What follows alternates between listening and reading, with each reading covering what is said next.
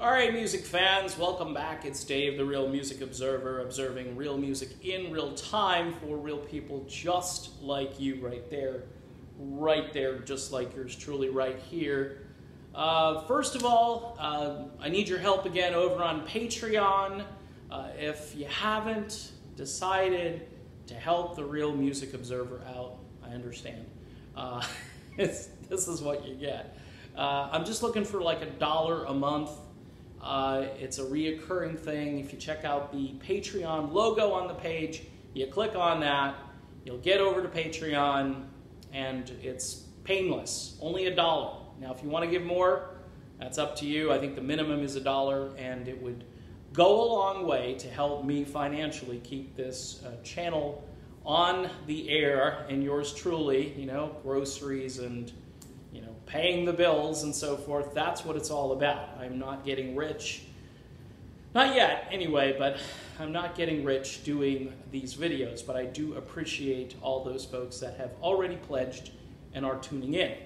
Now, the topic at hand here is what someone sent me, and when they send me stuff, sometimes I look at it and I ignore this topic, but when they send me links where Eddie Trunk is talking, this is what people do is they take little snippets of things that he's talking about on his widely listened to radio program where he breaks it down for us because he's an industry insider and he knows everything there is to know, and his opinion tends to be the bottom line.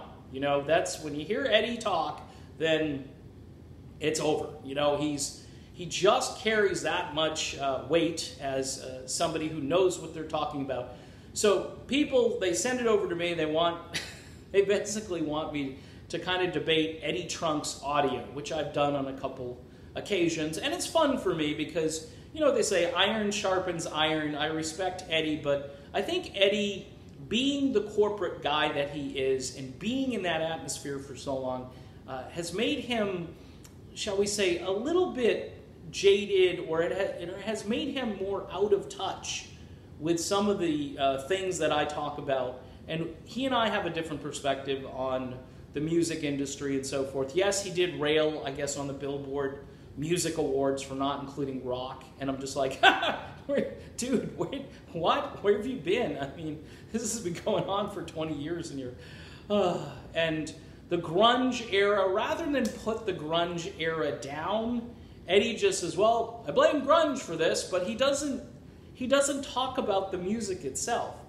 In this audio clip, I'm going to try to explain what he is talking about. He's talking about Van Halen's album, A Different Kind of Truth, and why it failed. First of all, it didn't fail. I mean, it came into the rock charts, and it charted, and it had a single called Tattoo, which, by the way, these guys, Eddie and his sidekick, think was a stupid, ridiculous song, more or less, and shouldn't have been put out there as the first single from the album. First of all, singles aren't received the same way they used to be received when I worked in radio. They just aren't, because typically an album like this isn't going to be marketed the same way. Like 20 years ago, 25 years ago, you'd have a guy on the phone, and they would just be, hey, you know, are you going to play this song? If you play it, you know, maybe we can hook you up with tickets, you know, the whole payola thing and all of that stuff. Nowadays, it's more like they post a video on YouTube, it goes viral, or you get some buzz where some people start, you know, ringing your phones off the hook, which is good. That also helped in the old days.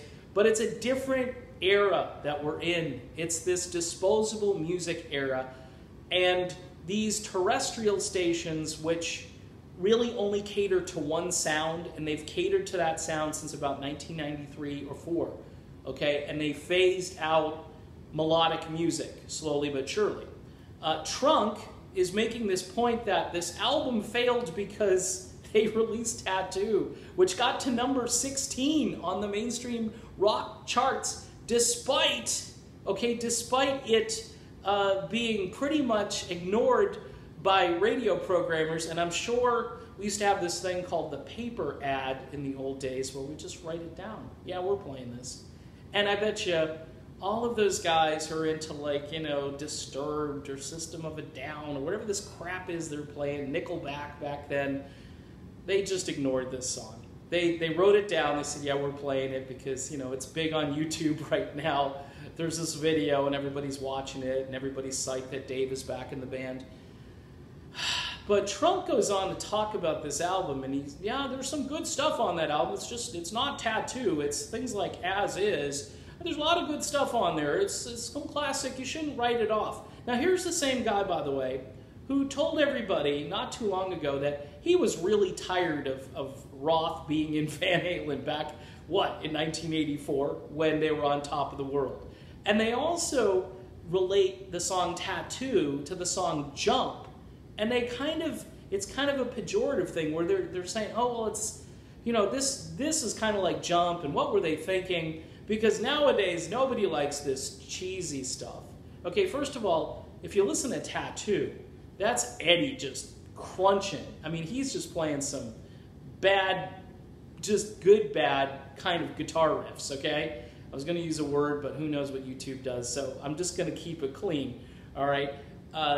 A great riff, a song, by the way, that kind of is reminiscent of like Black and Blue when they had Sammy in the band, but yet it has all this kind of lyrical Dave stuff going on, and it's a fun song, it's a powerful song, it's really Roth with what he has left in the vocal gas tank. He puts it all out there. Now, does he sing well live anymore? No. And they mention that, but that has nothing to do with the success of A Different Kind of Truth. Okay? When I hear these guys talk, I can just say, okay, you got these talking points, and you're supposed to stick with them. You could stray a little bit, but you got to come back. You can't really say that the industry just won't allow an album like A Different Kind of Truth to be successful. They just can't come out and say it. They say it failed because they released Tattoo as a single. And She's the Woman, right after that, which was vintage, old school Van Halen demo tape stuff, and they came out with that second. Look, folks, As Is a good tune, but I don't think that solves their problem. If they had released that first, it wasn't as impactful and as fun as the story that was being told in the song Tattoo. And I was there. People were loving that song when it came out, but again, the mainstream rock stations of today are devoted to one corporate mindset, and these are bands that don't have to work hard, they don't have to play their instruments well, they don't have to songwrite all that well, they just have to put something out there that mirrors everything else that's on the radio. Same with the pop charts right now. Bill Champlin, formerly from Chicago, basically said there's a lot of attitude music out there. A lot of it is done by 3 or 4 different producers. You can listen to it, has the same thumping, annoying beat. It's all chemically induced. It's all computer generated. And I'll tell you what, and Trunk does himself no favor by not saying, hey, this is why it didn't work out. It didn't work out because the industry is dead. And I am the guy at the gates here that could just, you know, sound the alarm every day. Instead, I talk about LA Guns or something from 30 years ago, and everybody's like, ooh, Eddie's talking about, you know, did you hear Eddie talk to Vinnie Vincent today? I mean, Vinnie Vincent, okay, being on the scene after a 30-year absence isn't going to solve the music dilemma going forward. It's just not. Living in the past is not going to fix this problem, which is melodic music is dead here in the United States of America. All right, that's my video. I'm done. Different Kind of Truth, I believe, is a great album, and it was mostly shot down by radio programmers that didn't want to have anything to do with it. Talk to you later.